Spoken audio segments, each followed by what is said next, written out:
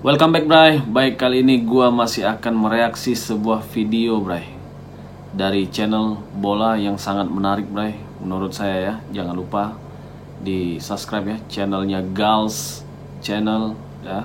Kali ini gua akan mereaksi sebuah video yang judulnya itu sama saja menurunkan level kami. Presiden AFF kecewa kepada PSSI karena menurunkan skuad muda. Dan Piala Dunia adalah prioritas dari Timnas Indonesia. Bagaimana ulasan videonya? Yuk kita simak.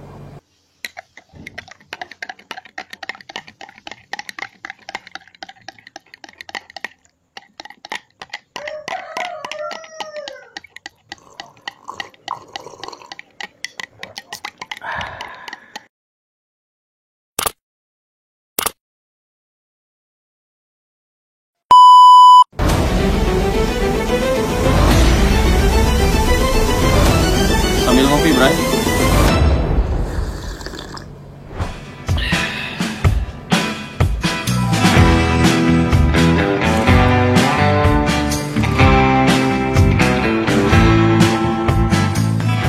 Sebagaimana kita tahu kalau Ketua Umum PSSI Erick Thohir memang mengisyaratkan akan memakai tim muda untuk main di Piala AFF. Hal itu tentu saja ada keterkaitan dengan bentroknya jadwal Timnas Indonesia antara AFF dan round 3 kualifikasi Piala Dunia.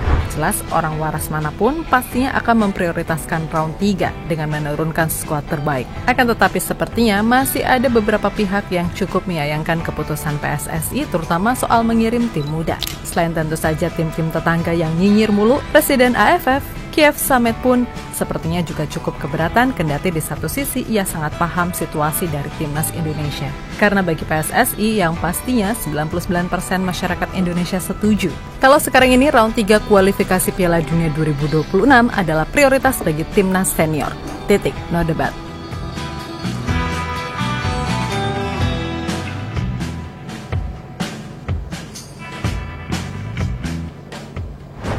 Ngomongin soal Piala AFF yang jadwalnya bentrok sama kualifikasi Piala Dunia, membuat PSSI harus benar-benar bijak untuk membuat keputusan. Sebab bagaimanapun, AFF ini ya bisa dibilang penting gak penting.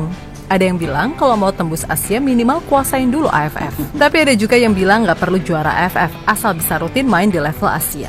Jangan sampai kayak Singapura, 4 kali juara AFF tapi nggak pernah tembus Piala Asia via kualifikasi. Kira-kira narasi seperti itulah yang banyak muncul. Dan itu beneran terjadi, terutama di momen seperti ini. Ya, Singapura 4 kali juara AFF tapi tidak pernah tembus ke Piala Asia ya.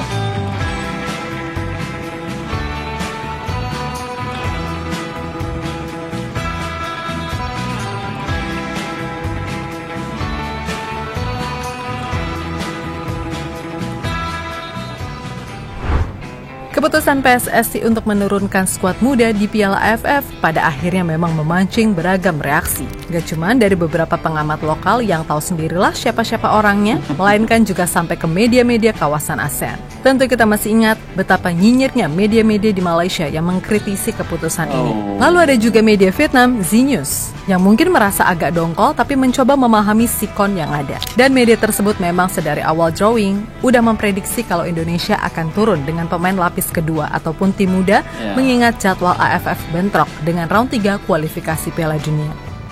Timnas Indonesia kemungkinan besar tidak memiliki kekuatan terbaik lantaran Piala AFF tak masuk dalam kalender FIFA. Karena itu, klub bisa saja menolak melepas pemainnya untuk membela timnas. Tulis Znews.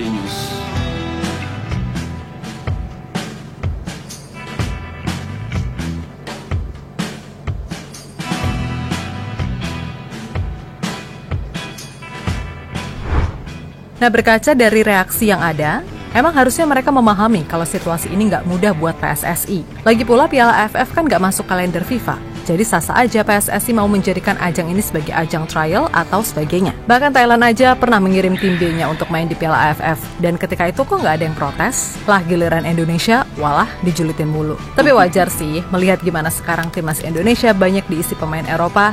Secara tak langsung pihak AFF pun juga ingin kompetisi ini levelnya terjaga. Namun di satu sisi, Presiden AFF, Kiev Samet, kendati kecewa juga berusaha untuk memahami sikon yang ada mengingat Indonesia sendiri tentu juga nggak akan bisa tampil full squad. Karena pasti pemain-pemainnya, terutama yang abort, nggak akan dapat izin klub. Sejujurnya kami sangat kecewa menerima berita dari PSSI. Tapi kami sepenuhnya memahami dengan situasi yang terjadi dengan tim Indonesia.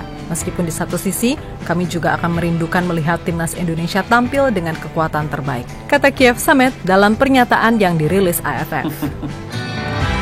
Presiden AFF ya, sedikit kecewa karena timnas kita di AFF nanti akan menurunkan skuad bukan yang terbaik ya. Bisa saja skuad muda ya, seperti yang disampaikan. Yap, sebenarnya yang bikin banyak media-media di negara tetangga pada julid adalah kabar kalau PSSI akan memainkan tim muda yang berisi pemain U20. Malah menurut sumber lainnya, kalau PSSI juga berencana memasukkan beberapa pemain timnas U16 yang dianggap menonjol, serta memberi wacana jika tim Piala AFF akan ditangani oleh Coach Nova. Jelas meskipun secara usia, pemain-pemain ini masih sangat muda, tapi bukan berarti secara kualitas mereka kalah jauh bila ditandingkan dengan tim-tim yang ikut Piala AFF senior kali ini. Terlebih, dari nama-nama yang ada, terdapat para pemain diaspora juga yang secara izin pasti nggak serumit mereka yang main di tim utama ataupun tim senior. Yap, dari U16, ada nama Matthew Becker, Zahabi Goli, Mirza Firjatullah, dan Alberto Henga yang bisa diproyeksikan naik kelas lebih awal. U16. Lalu di tim U20, Coach Indra Syafri sendiri baru aja merekomendasikan 3 nama pemain diaspora untuk segera disumpah WNI. Yang mana mereka adalah Dion Marks, Maurice Mohinoke, dan Tim Kepens. Sebetulnya, kami sedikit kecewa mengapa Sam Ivel tak dimasukkan sekalian. Memang penampilan pemain ini di Toulon Cup kemarin agak kurang. Tapi kita semua juga harus paham, kalau ia main bukan di posisi terbaiknya sebagai playmaker, melainkan kemarin ditaruh sebagai DM. Dan secara adaptasi, ia masih terbilang sulit karena baru seminggu join ditambah game plan timnas U20, yang maaf-maaf aja sama Pon Sumut aja kalah. Yap, kalaupun Sam Ivel sejelek itu, gimana bisa ia dipercaya timnya? Nak Breda U21 menjadi pemain reguler dengan catatan 23 penampilan dan mampu mencetak 2 gol. Selain itu, Sam juga udah dipromosikan untuk naik ke tim utama meskipun belum berhasil melakoni debut resmi. Intinya, semoga ada pertimbangan lagi karena bagaimanapun, timnas kita butuh sosok playmaker yang bisa jadi saingan Marcelino Ferdinand agar Marcel sendiri nggak terjebak di zona nyaman.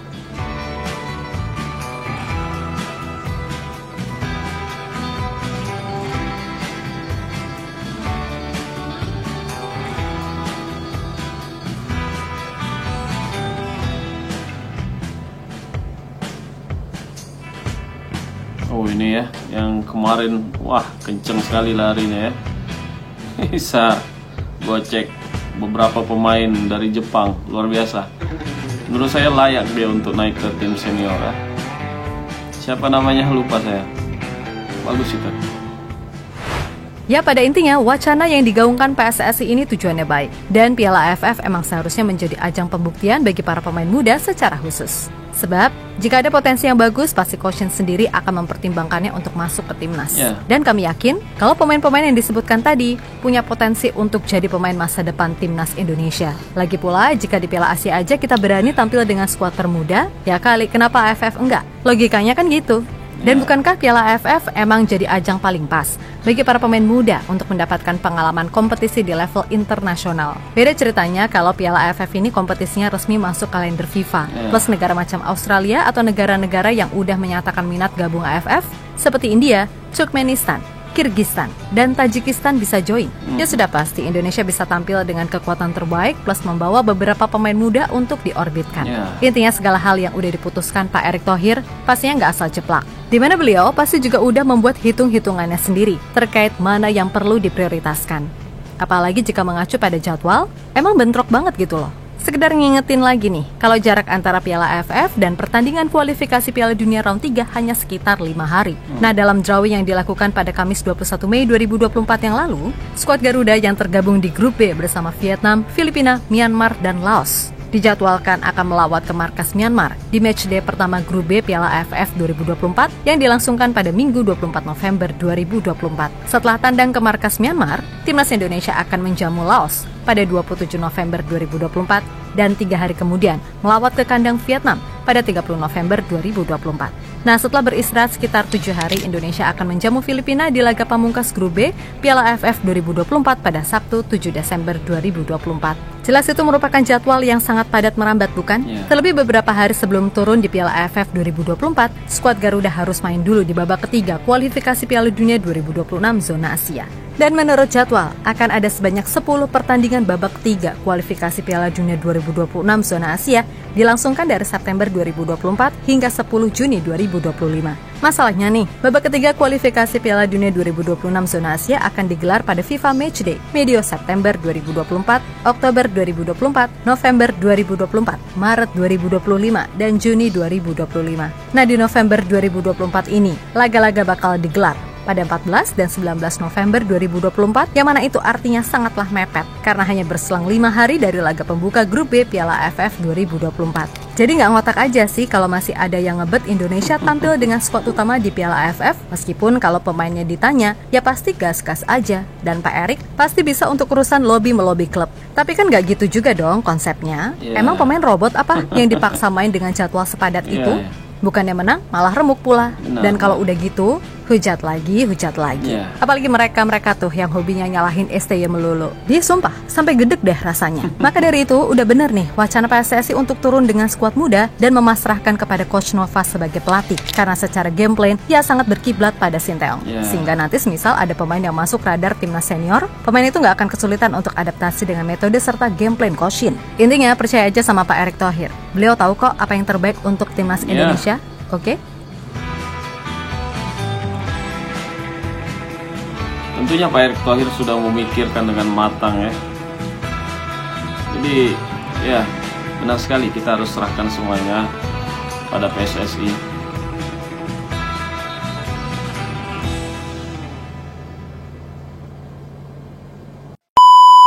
Oke Bray, itulah tadi ulasan dari Gals Channels ya, yang rencananya PSSI akan menurunkan skuad muda untuk tampil di Piala AFF nanti ya.